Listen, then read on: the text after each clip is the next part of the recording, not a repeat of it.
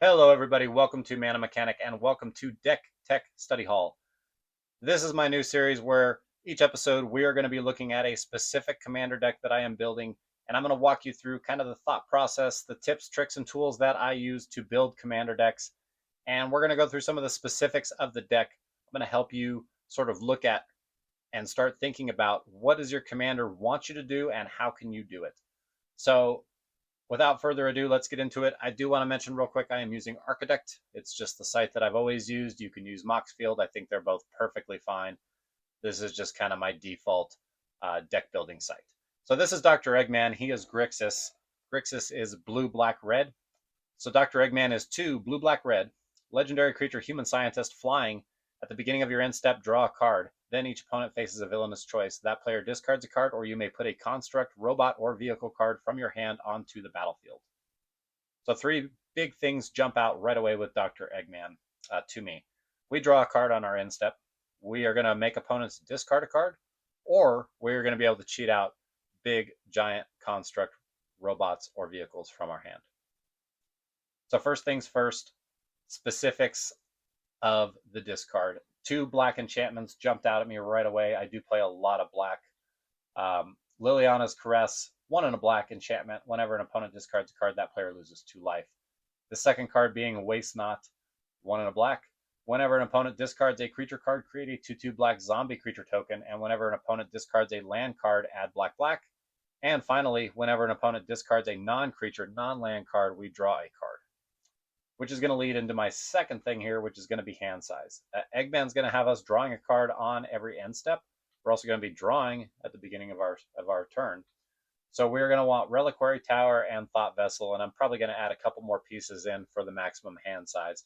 But those are the 2 that I have yet. Before I go any further, I will mention that I will post this Architect link in the video description. This deck is by no means finished. I probably still have like a few more days of tossing and turning and trying to figure out what direction I'm going to specifically go with this, but this is what I have for right now. So you're more than welcome to check that out in the description if you want to look at the deck, and then you'll be able to see the updated deck within a few days. So the last thing we want to mention here is the biggest effect from Eggman, and probably, unfortunately, the one that's not going to happen nearly as often as we want it to. But if someone doesn't discard, they are going to allow us to put a construct, robot, or vehicle card from our hand onto the battlefield. So we've got some Transformers, we've got some Gear Hulks, we got really big things, we got some really cool vehicles. Crypt Collar Chariot, very cool card from Aether Drift. Whenever you discard 1 or more cards, create that many tapped 2/2 black zombie creature tokens. So it's a 5/5 for 3 and a black. On the flip side of, if we're not able to get any maximum hand size pieces out, we have pieces in here that are going to at least benefit us if we're discarding cards. So that's one way to look at it, is to play to both sides of the effect. If you are and aren't able to do something with your commander, how can you build around that and benefit yourself? Last thing is going to be mana fixing. I do have some dual lands in here. I've got very few basics actually. With 3 color, I don't run very many basics unless the deck's wanting me to do that.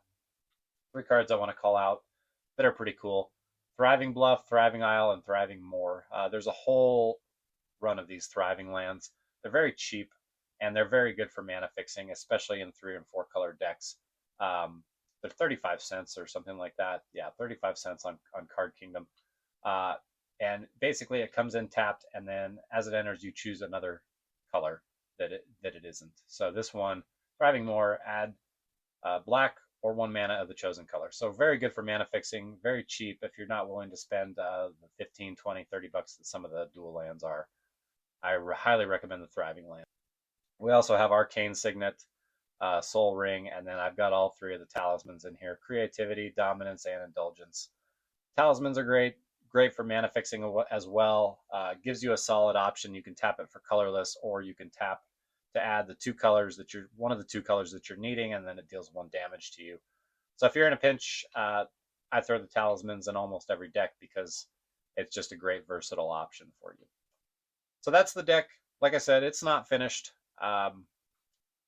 But yeah, this is my process when I create a commander. Is I just kind of want to look at what the card is doing, how much it costs, and then what can I really put in the deck that's going to benefit the abilities of that commander.